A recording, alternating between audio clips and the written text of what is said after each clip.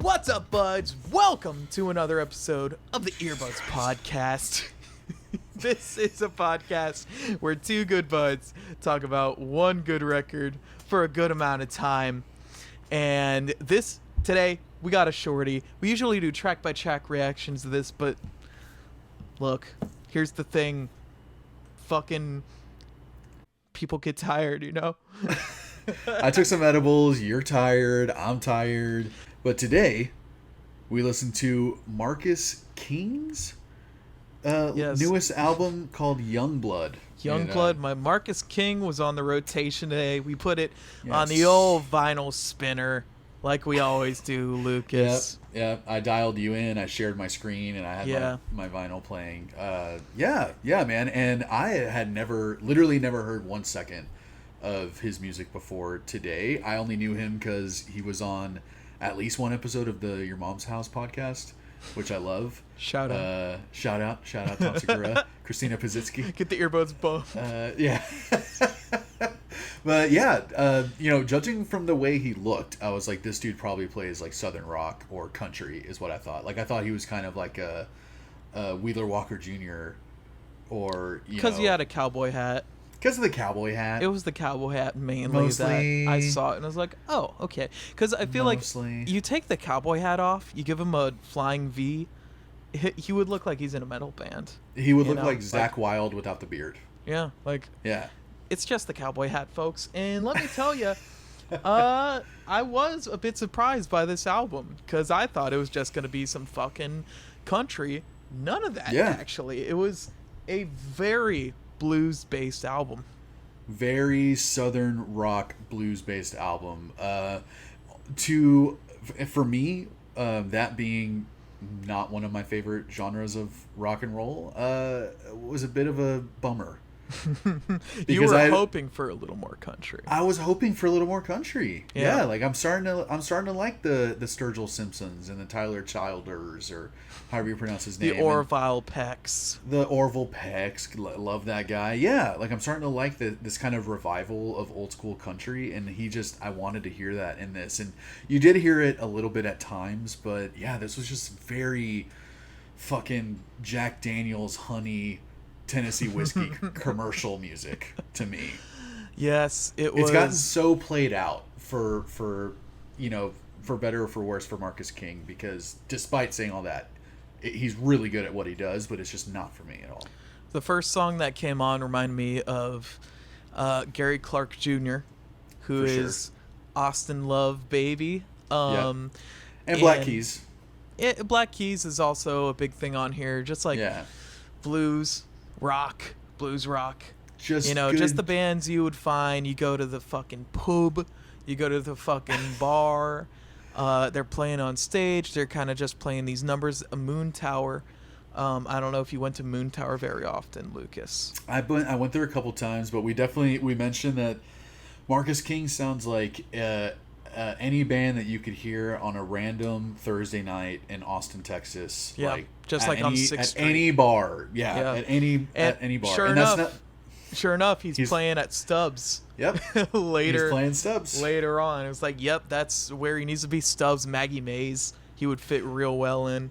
Yeah, 100. Like, it's, and again, like this, I feel like this music is obviously something that a lot of people love, and I just don't like it. And I think it's because it's gotten so overdone in the last like 20 years that I'm just so tired. Like I didn't hear anything new on this album. Like nothing didn't sound like something else. That's the thing, is that all right. Let's give this guy some good shit first, right? All right. Yes. The production is great on this album. Yeah, it is really good. Such good production. The musicians are great. The guitar work is fantastic.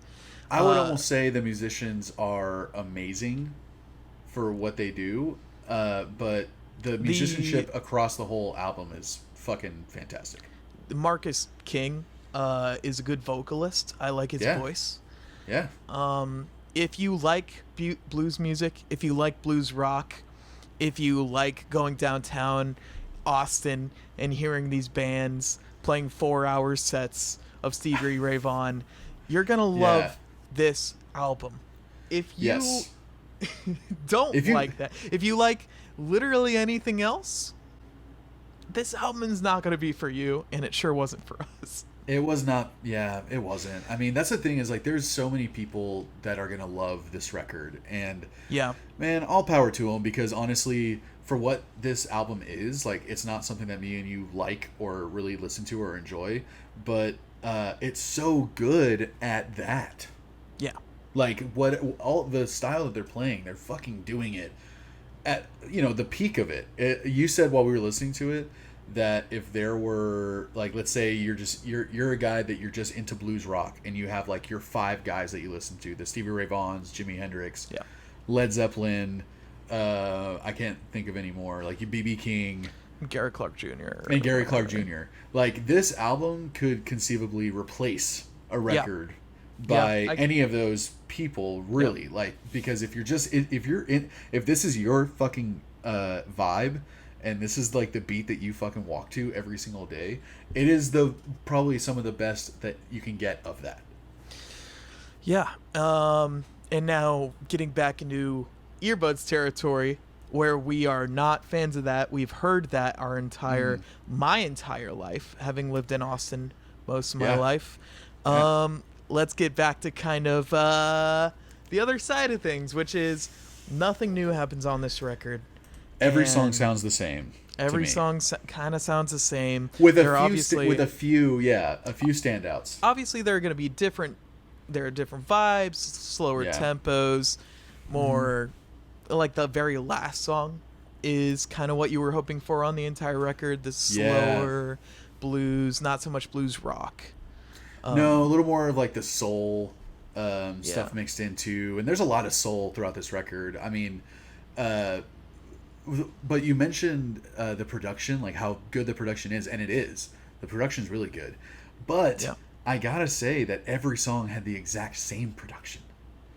Yeah, which is it's something that I like. I like it when people switch it up, you know, where one song sounds a little dirtier or one's a little, you know, more polished and everything. It's like, I don't know if you listen to any Shooter Jennings, but he had some album come out, Countach, something Lambert, like Jaguar Countach or something, like a crazy album, crazy name. And he did a lot of really cool production on that album, like, and he's kind of a country southern rock dude, and played around with it a lot more. And I think it's because he opened himself up to more genres of music.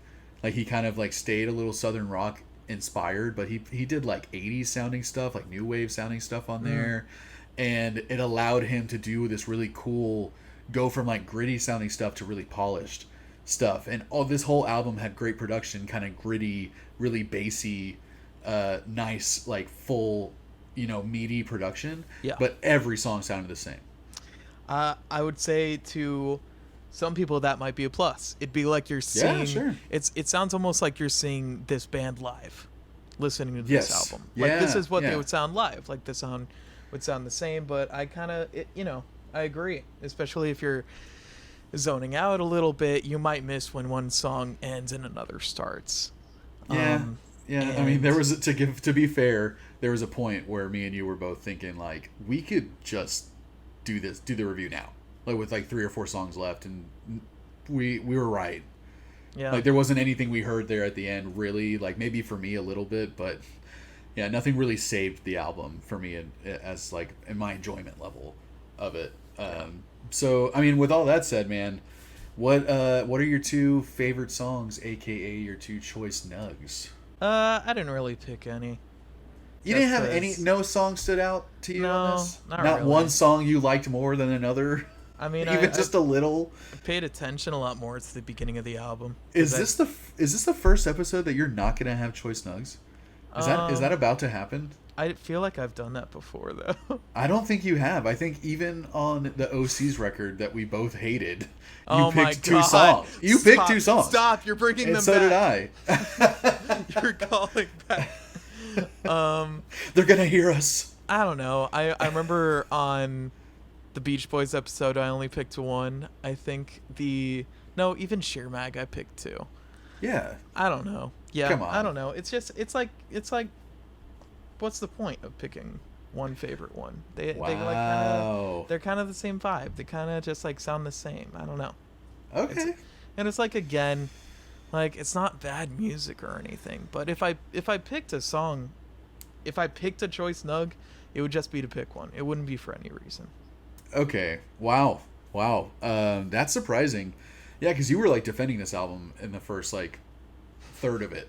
First like third. I would say You were like, this is not bad, you know. my defense of the album was kind of when we were talking about it earlier in this episode. Right. That was my defense. Yeah. But Well, what were your nugs? Yeah, I mean, I had a couple choice nugs, and it was because specifically like the drums were really good on these songs, the energy that they had on the tracks, whether it be like chill energy or fucking like rockin' energy, still like it was my favorite musicianship on the records were these songs also, and like man, the drummer was just great. We had to kind of call that out too. I think next to Marcus, the drummer was my favorite thing about the record. He did have some interesting fills in there. Yeah. So my I do have one honorable mention. "Rescue Me" was the first song on the record that I was starting to kind of dig. It had kind of like CCR vibes to it. Right. Some nice harmonies, a pretty cool guitar lick in there. But I went with "Blood on the Tracks" was my first. Blood on the Tracks. Yeah, really soulful, and it had some flute, which I'm big flute boy. I'm a flute enthusiast. I liked all the background vocals on it, and I felt like it was one of those songs that had this kind of cinematic feel to it. Like when I was listening to it, I could see it in like a fucking Martin Scorsese movie or something. Yeah, I can see that. Right? So, that kind of made me like it a little bit more. And my second one was the last track on the record, the closing track, "Blues Worse Than I Ever Had."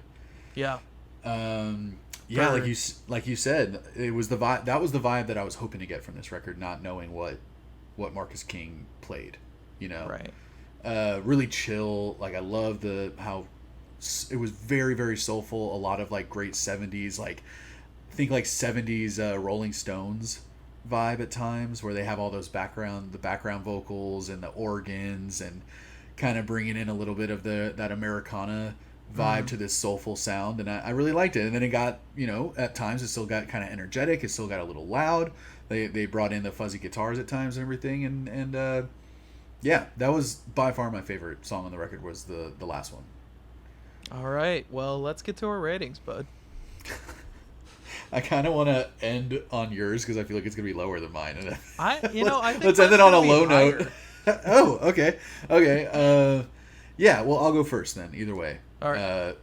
I think Marcus has a amazing voice, really heartfelt and like sincere, really catchy melodies. He's clearly like a really talented songwriter. Yeah. I think he's like Grammy nominated, which doesn't surprise me. He'd been releasing music for 8 years before this record. Right. So he's got the experience. he deserves this, for sure. He's been putting in his time. The production was good. Great guitars, great drums. Other than that, it is definitely not a style of music that I gravitate towards or even really enjoy. Even with all those like good things and positive things that we said, I think the negative definitely outweighs it for me. It's just boring to me. This music was just really boring. 3-4 songs in, I was like done with it. Yeah. To me, it's just dad rock, and I just don't. This is someone's gonna be listening to this on a boat in fucking Lake Travis now. That's happening. That's happening right now. Floating the river, drinking some fucking Lone Star. It harkens back to like classic 70s blues rock, like Zeppelin and stuff, but it's just not for me. It's not for me. So I'm gonna give it. It's gonna be rough, man. Because of the musicianship, I gotta bump it up a little bit. So I'm gonna give it like a 3.5. Wow. Okay. Yeah, I am definitely higher than you. Oh wow. Yeah, because I feel bad. I almost do feel bad about that, but it's just subjective. It is just not for me, man. This record, I'd feel like more than most, is personal. I'd say, like to you, you took it personally, or like we did. Well, just for us, who we are. Yeah, every one of our ratings, every single one of our opinions, is 100% purely based off of what I like. not what I think is objectively good or not. Because I've said like, yeah, this dude has been nominated for a Grammy. I think he deserves to. Like that doesn't mean I enjoyed this album. There's a lot of Grammy nominated artists that I don't like. Yeah, like for all the reasons you said are my reasons as well. I'm gonna be a little bit higher because I don't think it's a bad album by any means. No. So, and I feel like if it's on, I'm not gonna turn it off. You know, it's just kind of stuff I've heard a lot. I can't say the same. And if I saw it at a bar, I'd have a good time. I'd dance around a little bit. I'd drink a little Lone Star. I'd hop up and play drums a little bit. I'd bust out a guitar solo. I would play some outshine him cornhole in front of everybody. Play cornhole, drink some cactus water. Yeah, drink some cactus water. Get a little slap your armadillo. Guitar turns into a snake. You know, stuff like that. Oh, Santana. Yeah, you got that. I'm with you. And so for all that, I was gonna give this one I almost feel completely indifferent about this album, but it is good. The songs are good. There's nothing wrong with them, so I'm gonna give it like a 5.3. Okay. all that to give it. You're just angrily saying the songs are good. Okay, like the musicianship is good. I don't think he deserves such a low rating, and I don't think I hate the I feel album bad enough to give it a low rating. Nah, I feel bad at the rating I'm giving it, but I'm giving it a rating based off of purely my enjoyment of the record. Like, you know, real recognize real. I know when a good musician when I hear it. Musicians, blues fans, y'all are gonna love this. Blues rock fans are gonna love it even more. Yes. I am never gonna listen to this again. Never. But either way, we want to know what y'all think of this record, because we know he has some fans out there, man, and we're just saying. Is there some country or music that Lucas could get into by Marcus King? Ooh, if there's other stuff by him that I should listen to, I'm down. Tell us in the comments. You can find us on YouTube. That's going to be the best place to kind of comment on where we're going to see it. But you can also comment on all the podcast sites you go to. Yep. You can comment on our Instagram at EVPcast. That's right. You can go to Lucas's house. Come on you over. Can punch him in the face. Come on over, face and balls. In the face and then the balls. Yeah, come on over. Subscribe to our YouTube, guys. Give this video a like. Tell your friends about us.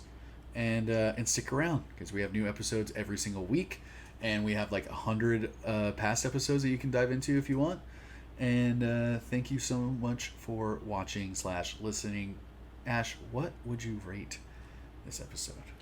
I'll rate this episode like a special rating for the sleepy episodes. Yeah, I'll give this one. Are you just repeating after? All right, this episode's a 0. Unsubscribe. 0. Go away. Don't comment. Bye.